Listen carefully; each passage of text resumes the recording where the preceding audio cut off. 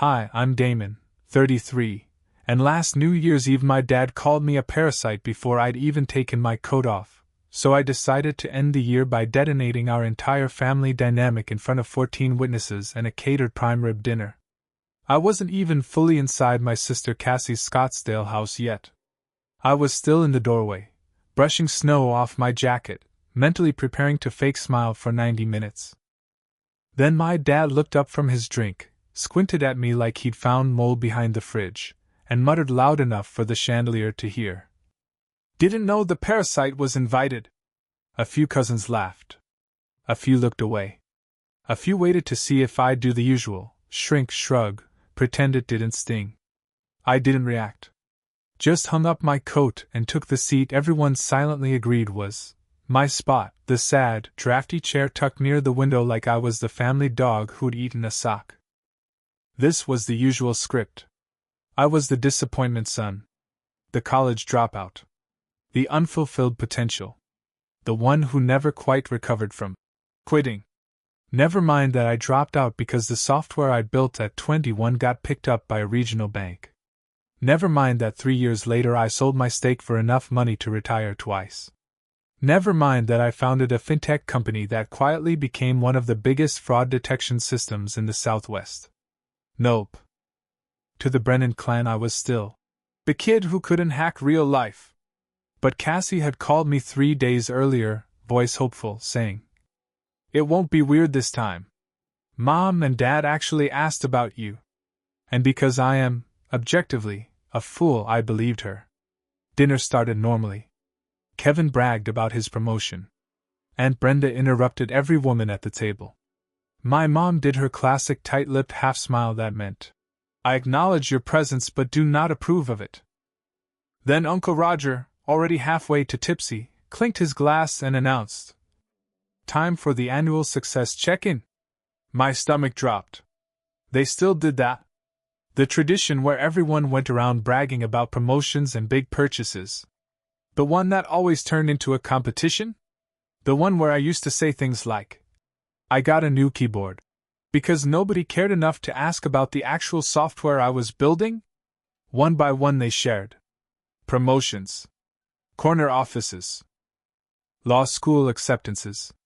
Paul's VP job offer. Clapping, applause, the whole performance.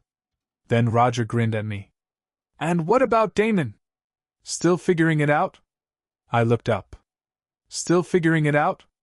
I repeated. A few people snickered. Paul leaned forward politely, because Paul is unfailingly polite, and said, "So where do you work these days?" That was the moment I snapped. Not loudly. Not dramatically. Just internally, like a rubber band quietly breaking. I said the company name. "Com Neutral." Paul froze. Then blinked. Then stared. "Wait. Sentinel Risk Analytics? You work there?" Everyone else looked confused. "I run it," I said. "Founded it 7 years ago." Forks dropped. Chairs creaked. Cassie's face went sheet white. Nobody spoke. Of course they didn't. Not a single one of them had ever asked what I actually did. And as the silence spread across that long, glittering holiday table, something inside me shifted. It was the smallest click, a mental gear sliding into a new position. Something like, "Oh, right. They really never saw me at all. They'd built a version of me that fit the story they liked. The failure. The dropout. The cautionary tale. And they'd stuck with it because it made them feel safe." I took a slow sip of water while they all stared at me like I'd turned into a hologram. It was petty. It was glorious. It was the first time in a decade I felt the upper hand. And that was the moment, right there in Cassie's golden, magazine-ready dining room, when I knew this night wasn't going to end quietly. It was going to end honestly. And honesty, in my family, is basically a nuclear event. I sat back in my cold, drafty chair, watching their faces contort, crumble, rearrange. This was only the beginning. Happy New Year, I thought. It was about to get interesting.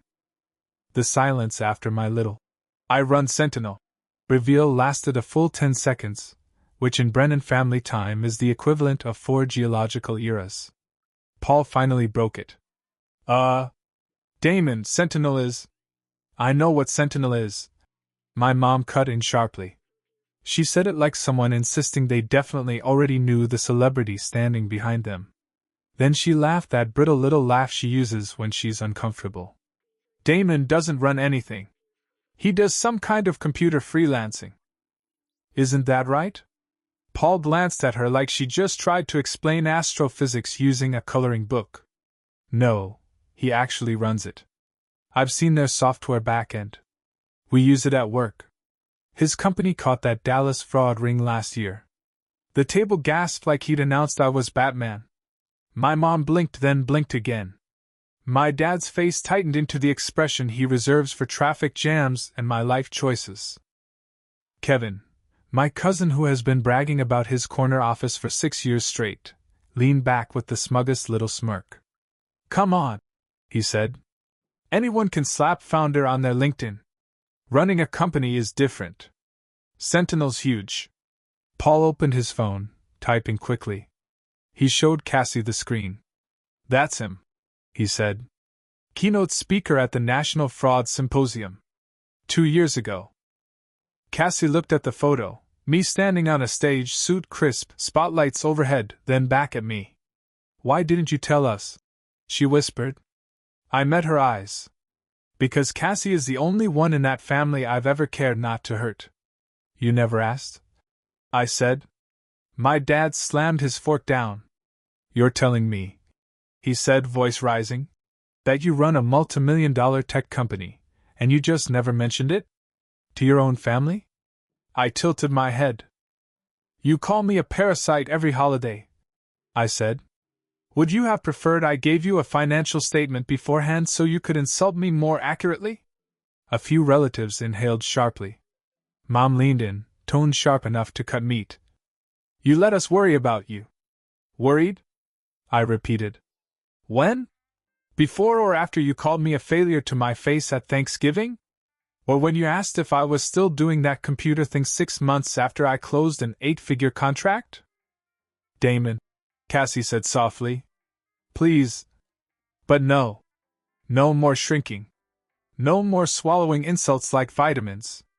I didn't tell you, I said, because it didn't matter. You already decided who I was. Roger, drunk enough to be philosophical, raised his eyebrows. Well, this got awkward. That's when my dad pushed back from the table. You think you're better than us now? Is that it? No, I said. I think I outgrew the version of me you kept insisting was real. He scoffed. Ungrateful. Selfish. Lucky. All the greatest hits. Then the piece de resistance. If you're doing so well, he snapped, you could have helped us. We've been struggling. Ah. Right on cue. There it is, I said. The real issue. Mom's face hardened. We're family, she said like it was a magic password I'd forgotten. Family doesn't call their kid a parasite, I said. Dad stood. Cassie grabbed his arm. Kevin looked thrilled. Drama was his oxygen. You know what? I said, pushing my chair back. I'm good. Really. This has been enlightening. I grabbed my coat and walked toward the door. Behind me, voices were starting up, angry, confused, panicked. But I tuned it all out. I stepped into the cold, quiet night and shut the door behind me. The burst of winter air felt like oxygen after years of holding my breath. And as I walked to my car, one thought hit me clearly, cleanly. They didn't deserve the version of me I've been hiding. But they were absolutely going to meet him. This wasn't over. Not even close. 3 days after the New Year's fiasco, I was back in my office in Tempe. Giant windows, quiet hum of servers, the scent of overpriced artisanal coffee my CO insists is mission critical. I was reviewing a contract when my phone buzzed. Certified letter. Law office. Phoenix. I thought, okay, which relative decided to sue me for emotional damages this time? But when I opened it, I actually laughed out loud. My parents were selling their house. And they were offering it to me first, at a family discount. Market value, $600,000. Their offer, $520,000. Urgency. Please respond within 72 hours. I sat back in my chair. They weren't reaching out. They weren't apologizing. They weren't trying to reconnect. They needed cash. And suddenly, everything from that dinner clicked into place. The defensiveness. The anger. The weird righteousness about money. So I started digging. And wow. My dad had invested nearly $200,000 into a crypto scam run by a guy named, I swear, Alan the Visionary Cortez, a man whose entire financial philosophy could be summarized as, "Trust me, bro." He'd lost everything. Then my parents refinanced the house to cover the hole. Inflated interest rate. Payments they couldn't handle. Credit tanked. Bank issued a pre-foreclosure warning 2 months earlier. They were drowning, and somehow still had the nerve to call me a parasite. The funniest part? I was the only person in the family with the liquidity to save them. And they knew it. So the family discount wasn't generosity. It was a fishing attempt. They thought I'd bail them out because they were my parents. Because I'd feel guilty. Because they assumed, deep down, I was still the kid craving their approval. But here's the thing. Approval is a drug. And I'd been sober for years. I wasn't about to relapse. Still, the situation sparked an idea. Something small at first. A spark. A whisper. A thought that made me grin slowly in my empty office. What if I don't just buy the house? What if I repurpose it? A place they used to belittle me? A place where I spent years feeling worthless? What if that house built people instead of breaking them? I called a banker I knew, someone whose institution Sentinel had saved roughly $60 million in fraud losses. He owed me a favor. Told him I wanted to buy a distressed property in Scottsdale. Asked what price the bank would accept. All cash? Quick close? He asked. Yep. Then, $440,000. Maybe $430,000 if you move fast. $440,000. Entirely within the petty but justified budget. I hung up and stood there staring at the whiteboard where we map all our fraud detection algorithms. Everything in me buzzed. For the first time in a long time, I felt something crackling awake, a combination of justice, strategy, and yes, the tiniest sprinkle of revenge. The elegant kind. The quiet kind. The kind where nobody gets hurt, but everybody learns something. I called my lawyer. Hey, I said. I need an LLC created today. Anonymous ownership.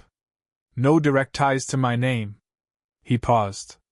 Damon, what exactly are you planning? I smiled. Something productive. By Friday, the LLC made the offer. $440,000.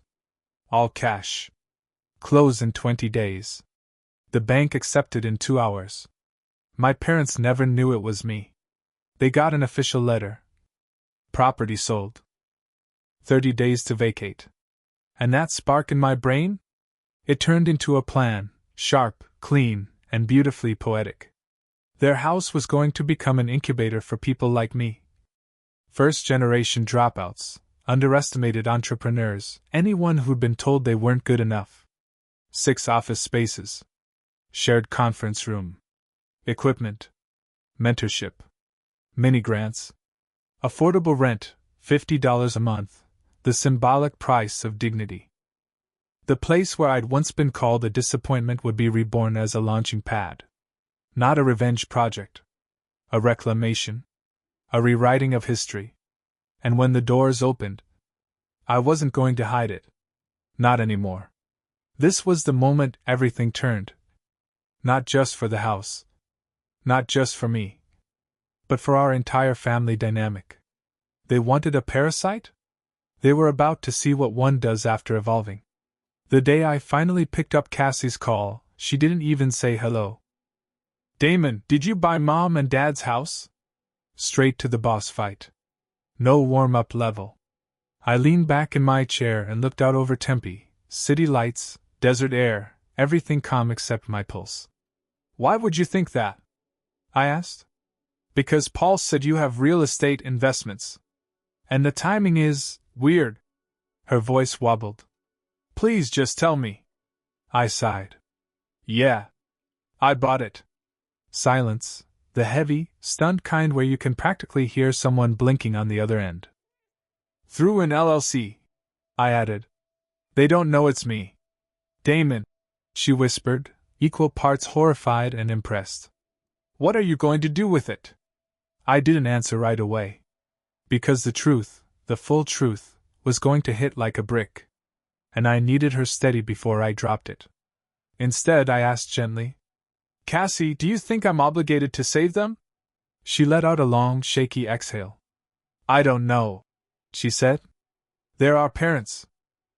They're also the people who called me a parasite, ignored my life for a decade, and only reached out when they needed money. I know, she whispered. I know it's been bad. Dad's scared. Mom's overwhelmed. They don't know how to handle any of this. There's a difference between being scared, I said, and being entitled. She went quiet, and that told me she agreed, even if she didn't want to. Then, barely above a whisper, Are you going to kick them out? No, I said. I'm going to move them. That sounds like kicking them out. It's not, I said. I found them a place they can actually afford. I'll cover the moving costs. I'll give them time. But they can't stay. Another long silence. Then, why are you doing this? And this time I didn't soften it. Because they only see me when they need something. Never when I succeed. Never when I try. Never when I'm actually a person. Cassie didn't try to argue. Didn't try to defend them. Instead, she said something rare.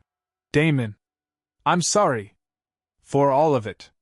For not seeing it sooner. It landed heavier than she meant. Because I believed her. Cassie had always been the mediator, the one who tried to keep peace by sacrificing pieces of herself. She'd spent a lifetime smoothing my parents' rough edges with her own hands. And those hands were tired. We talked for another minute. Before we hung up, she said, Adam's been asking about you, by the way. Adam? I asked. Why? He wants to help.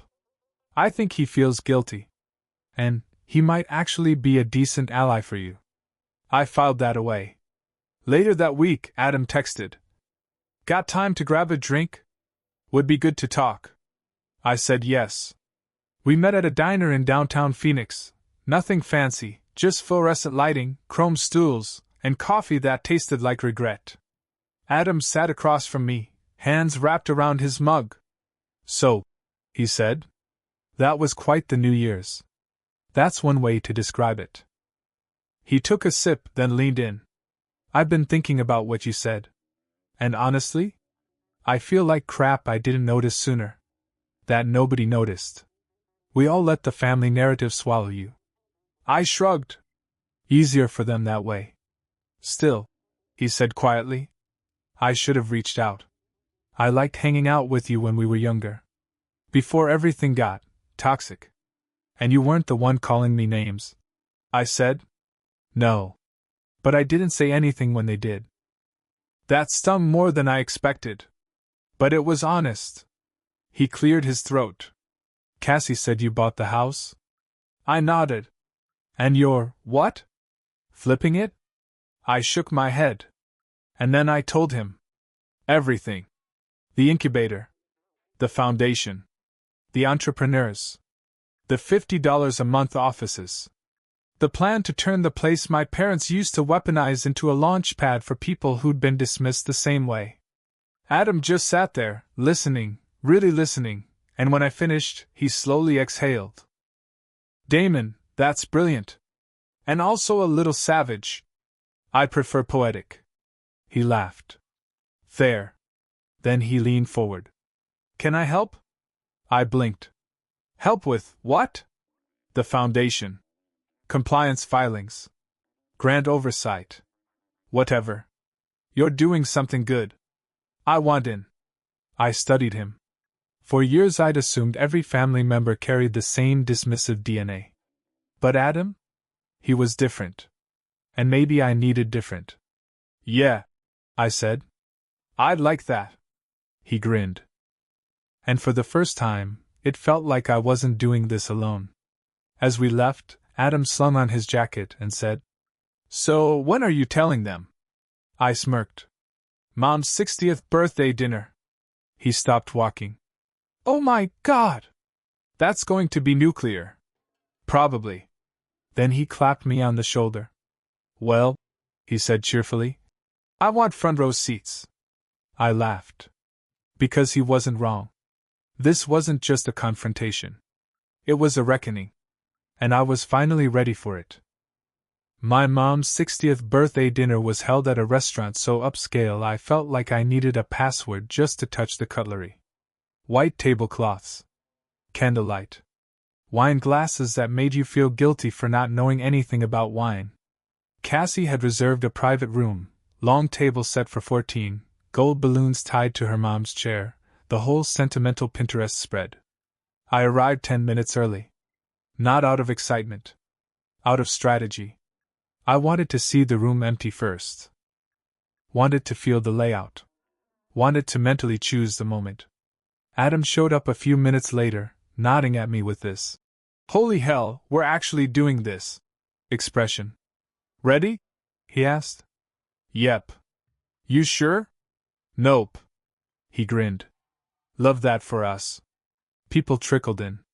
Kevin sauntered in with his wife, wearing a watch that screamed, "I want men to think I'm successful and women to think I'm emotionally unavailable." Uncle Roger smelled like he'd pre-gamed in the parking lot.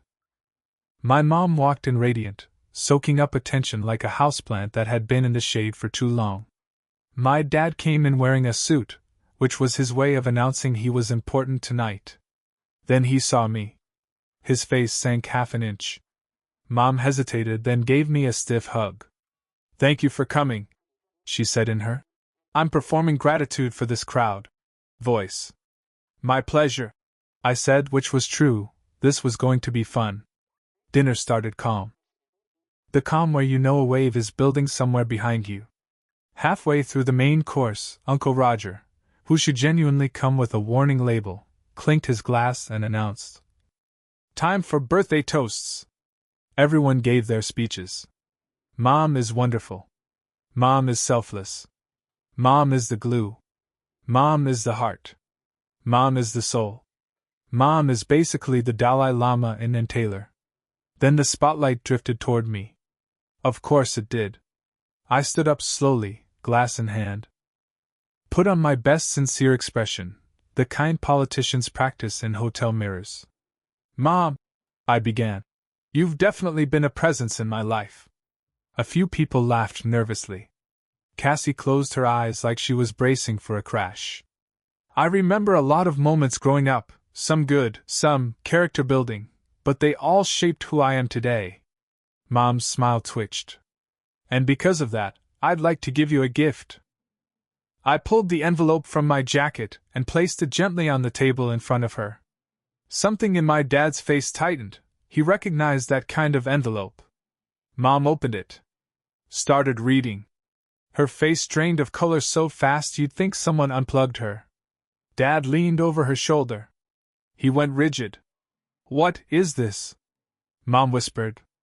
I kept my voice calm, measured, precise, like I was presenting quarterly results. "It's the deed transfer," I said. "You sold the house 6 weeks ago, remember? I'm the buyer." "You?"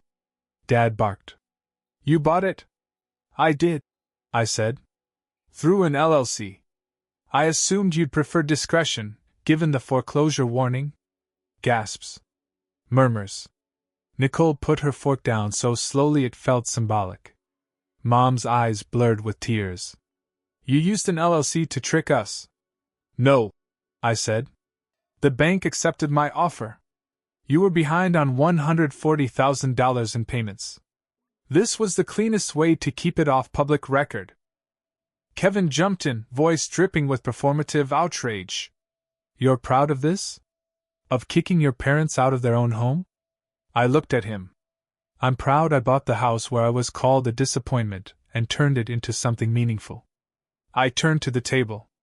It now belongs to the Brennan Opportunity Fund, a foundation I created to support first-time entrepreneurs who were told they'd fail. The house is being converted into a business incubator. 6 workspaces, a conference room, resources, mentorship. Rent is $50 a month. You can't do this, Dad yelled. We're family. Family doesn't demand money from people they call parasites, I said. Cassie's face crumpled. Mom clutched the papers with shaking hands. You're telling me, she whispered, that strangers will be living in my house? Not living, I said. Building. Creating. Succeeding. This is cruelty. Dad spat. This is closure, I said. He slammed his hand on the table. We raised you. No, I said. You housed me. Raising requires emotional involvement. The room went absolutely still. Then I delivered the final piece. You have 2 weeks to vacate. Movers are scheduled. I covered the cost. Mom started sobbing. Dad stood so fast his chair fell backward. You're dead to me. I raised my glass politely. Happy birthday. The room imploded behind me as I walked out. It was honestly impressive how loud 14 adults can argue when the last 20 years snap all at once. Adam followed, giving me this look like he just witnessed the Super Bowl of emotional warfare. That, he said, was the most intense thing I've ever seen. Same, I said. You okay? Yep. You sure? Nope. He laughed. We went to the diner again. Ordered coffee. Sat in silence. Then Adam clinked his mug lightly against mine. To new beginnings, he said. I took a sip. To honest endings, I replied. And the night felt quiet again. Not the empty quiet I grew up in. The good kind. The settling kind. The kind where you realize you're finally steering your own life without needing anyone else's map. By the next morning, my phone looked like a grenade had gone off inside it. 27 missed calls. 41 texts. 2 voicemails from my mom that were 80% crying, 20% accusations, 100% exhausting. I ignored all of it. Instead, I drove to the house, their house, now technically my foundation's flagship property. The remodeling crew was already there, ripping out the dated wallpaper my mom loved and measuring the rooms for desks and whiteboards. For the first time in my life, stepping into that house didn't feel like walking into a guild chamber. It felt like stepping into a future that actually made sense. The backyard, where my dad once lectured me for wasting my potential, would become an outdoor workspace. The upstairs bedroom, where I stayed during college breaks, listening to them whisper about how I'd never make it, would become a mini meeting room. Every insult they'd thrown at me was about to become infrastructure. My phone buzzed again. This time it was Cassie. I stared at her name, then picked up. She didn't yell, didn't cry, didn't guilt trip. Instead, very quietly, she asked, "Can we talk?" We met at a park halfway between our houses. Neutral ground. No kitchen chairs to throw, no relatives to eavesdrop. She sat down next to me on a bench, wrapped in a sweater that was way too thin for the weather. "Damon," she said slowly, "that was a lot." "I know. You didn't have to do it on her birthday." "I did it on her birthday because they would be guaranteed to listen." She winced because it was true. "They're hurt," she said softly. "I know. And they're angry." "I know. And they feel betrayed." I turned to her. "And I've felt betrayed for 12 years. Did they ever care?" Cassie looked down at her hands.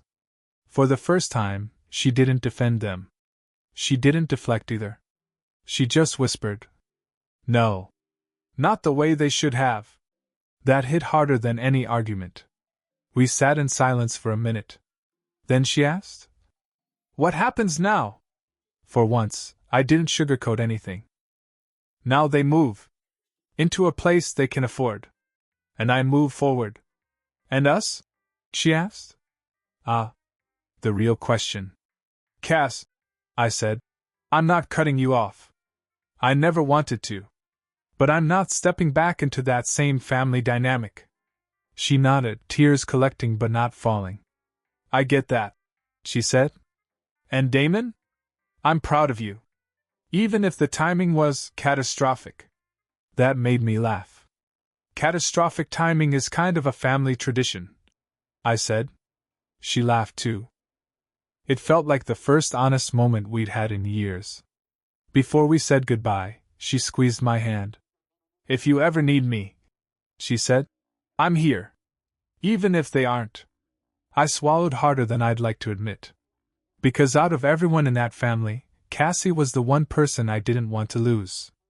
That afternoon, I met Adam again at the diner. He slid into the booth across from me and said, "So, how's the post-apocalyptic fallout?" "Loud," I said. He nodded. "Told you it'd be nuclear." We ordered coffee. Then he said something unexpected. "You know what you're doing? Turning that house into an incubator? That's legacy-level stuff." "Legacy?" I snorted. "Yeah," he said. "Helping people build futures? That's something that'll outlive your family's nonsense by decades." I raised an eyebrow. "When did you get so sentimental?"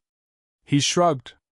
"At some point between the fifth and sixth cup of terrible diner coffee." I couldn't help but smile. Then he leaned in more seriously. "One question, though," he said. "When the incubator opens, and your parents find out more? Are you ready for that?" I took a slow sip of coffee. "Adam," I said, "for the first time in my life, I'm ready for everything." He grinned. But I wasn't done. "And by the way, I want you involved. Not just as family. As someone who sees what I'm actually doing." His eyebrows shot up. "You mean, actually work with you? For the foundation?" "Yeah," I said. "Compliance, oversight, advising. Whatever you want. You'd be good at it." He stared at me, stunned. "You're serious?" "Dead serious." He blinked. Then smiled slowly. "Damon, I'd be honored." And just like that, something shifted. A new alliance. A new chapter. A new family, chosen, not inherited. When I got home that night, the incubator's part-time director emailed me the first 3 approved applicants. All young. All brilliant. All ignored or underestimated by everyone else in their lives. And I thought, yep. This is exactly what the house was meant to become. Not a home for bitterness. A home for beginnings. 2 weeks later, the movers rolled up to my parents' house at exactly 9 a.m. I didn't go. I wasn't going to stand in the driveway like some villain in a soap opera. But I also wasn't going to stop the consequences they'd earned with years of behavior they insisted didn't count because that's just how family talks. Instead, Adam went. Volunteered himself. Said he wanted to witness the fallout in its natural habitat. He called me 30 minutes in. "Damon," he said, whispering like he was reporting live from a hostage situation, "your dad's yelling at the movers like they're the ones who gambled away his retirement." I rubbed my eyes. "Figures. And your mom keeps asking if the new owners are, and I quote, decent people. Tell her they're very decent," I said, "just not very forgiving." He snorted. "You're awful," says the guy providing color commentary from the front lines. But then his voice dropped. "Damon, they're scared. Not manipulative scared. Real scared. It's strange to see." I went quiet. Because that hit something in me I didn't like acknowledging. I wasn't trying to destroy them. I was just done letting them destroy me. There's a difference. Around noon, my phone buzzed again. "Cassie." I sighed and picked up. "Hey. They're losing it," she said. Mom's convinced the bank sold the house to a hedge fund. Dad keeps saying he's going to sue somebody. Who? You. The bank. The movers. Honestly, at this point he might sue gravity. I laughed despite myself. But Cassie didn't. Damon, can you just tell them that you bought the house? No, I said. She exhaled sharply. Why? Because they don't get to know until the incubator launches. Until the sign goes up. That's going to make it worse. Cass, I said gently. It's already worse. She didn't argue, which told me she agreed. Then she said something I didn't expect. Can I help? I blinked. Help what? The foundation, she said quietly. The incubator. Whatever you're building. I want to be part of something good. And this feels good. That landed harder than it should have. You'd really want to help? I asked. Yes, she said without hesitation. I'm tired of only doing damage control. I want to do something that actually matters. It took me a full 10 seconds to answer. Yeah, I said finally. There's a place for you. She let out a relieved breath. And for a moment, it felt like maybe one piece of my family wasn't permanently broken. That Friday, Jordan, the kid with the budgeting app, met me at the house for a walkthrough. He stared up at it like it was a cathedral. You're sure? He asked. This is real? Very real, I said. Your office will be the one on the right with the bigger window. He swallowed hard. But why me? Because you remind me of me at 21, I said. Except smarter and less socially awkward. He laughed nervously. You're serious, he said. I'm investing in you, I replied. No strings attached. Just don't waste it. His eyes went glassy in that way people get when something they never expected becomes possible. Then he walked through the door. And for a moment, a ghost of younger me walked in behind him, imagining what my life might have been if someone had believed in me that early. Later that night, I met Adam at the diner again. He slid into the booth with the smug expression of someone who witnessed peak chaos. I survived the day of the Great Brennan meltdown, he said. Barely. Congratulations. Your dad told the movers that real men don't need paperwork. They laughed. Oh God. And your mom asked if the new owners might reconsider and let them rent it back for 6 months. Did you tell her no? He grinned. I told her the new owners already have plans and the timeline is locked. Very corporate. Very cold. Very you? I raised an eyebrow. Cold? Controlled cold. He clarified. Though I finally have boundaries, and people hate that kind of cold. I considered that. He wasn't wrong. Then he leaned in. You sure you're ready for when the sign goes up? Because after that, there's no going back. I took a slow breath. I don't want to go back. He nodded once, satisfied. Then he lifted his mug. To new beginnings, he said. I clinked my mug against his. To better families, I replied. He smirked. You mean chosen families? Exactly. That weekend, Cassie came by the house. She walked through the rooms slowly, touching the walls, memories flickering across her face. This doesn't feel like our home anymore, she said softly. It isn't, I replied. She nodded. You're doing the right thing, she said. Even if they never see it. And that right there, was enough to solidify the decision I'd been debating for days. I was ready. The house was ready. The incubator was ready. All that remained was the final reveal. And I was going to make absolutely sure they saw it. Not for revenge. Not for approval. But so they'd understand. You can spend a lifetime calling someone a parasite. But one day you might find out that parasite built an empire while you weren't looking. And that empire doesn't need your permission to exist.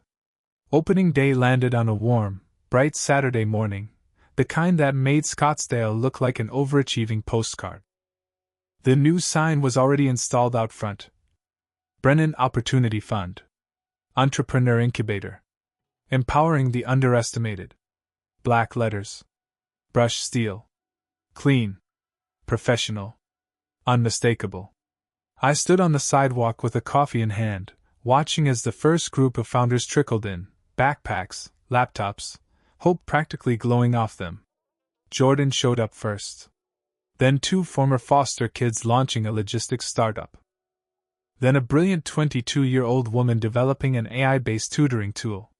Then another guy building a financial literacy curriculum for non-traditional students. Every single one of them walked up the driveway like they were entering a universe that had previously been locked. Because for them, it had been. For me too. Inside, the house didn't look like the place I grew up. The dated curtains were gone. The old carpet was gone. The wallpaper my mom insisted was timeless was gone. The rooms were bright and open, each with a desk, monitor, plants, full-spectrum lighting, whiteboards, high-speed internet, everything a scrappy founder should have but often didn't. It looked like potential. It felt like justice. And then Adam stepped inside, hands in his pockets, scanning everything like he was touring a museum exhibit called How to Burn Down a Legacy the Right Way.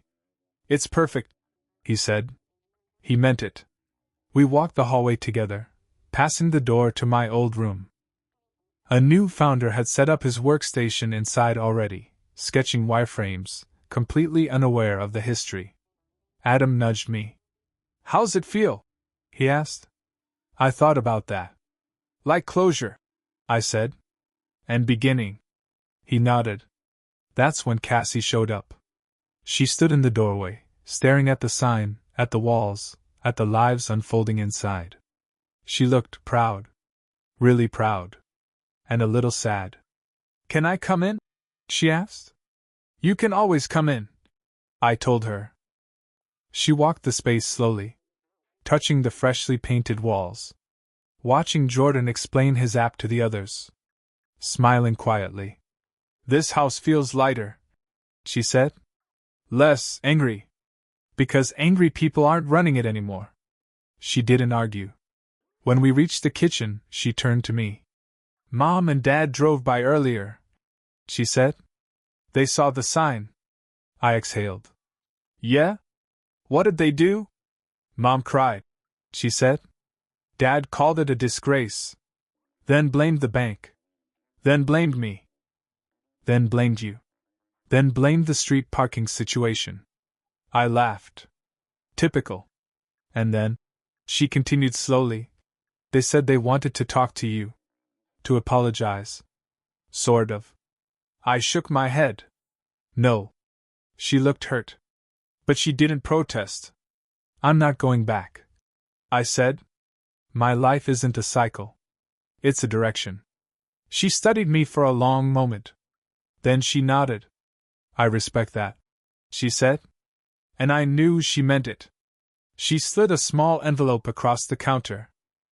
"I wrote something," she said. "Not for them. For you." I opened it later, after she left. It wasn't long, 2 handwritten paragraphs, but they hit harder than anything else that had happened in years. She wrote, "I'm sorry I didn't defend you sooner. I'm sorry I didn't see what they were doing.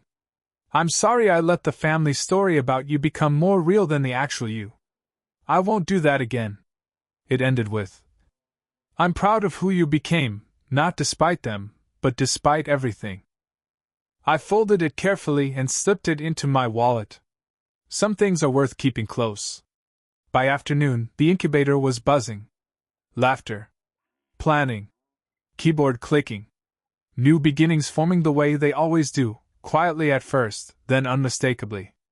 Jordan caught me on my way out. "Damon," he said, "I know you don't want attention, but thank you. Really. This place is life-changing." I smiled. "It's just a house," I said. "No," he said firmly. "It's not." And that's when I realized something. I hadn't repurposed my childhood home. I'd reclaimed it. Rewritten it. Turned a place built on criticism into a place overflowing with possibility. Not revenge. Not punishment. Transformation. That night, I sat on my balcony with a beer, overlooking the city lights. My phone lit up. Unknown number. I didn't answer. A minute later, a voicemail arrived. Damon, it's your father. We saw the sign. I don't understand why you do this, but your mother wants to see you. We both do. Maybe we can talk. Maybe we can fix this. I listened to the whole message. Twice. Then deleted it. Not out of anger. Just clarity. Then I sent one text, the only one I needed to send. To Cassie. You're always welcome in my life.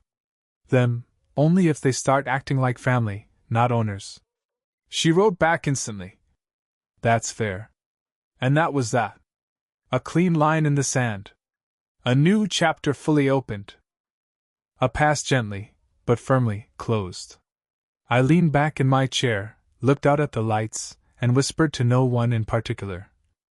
I'm not the parasite. Then I smiled. Turns out, I'm the cure.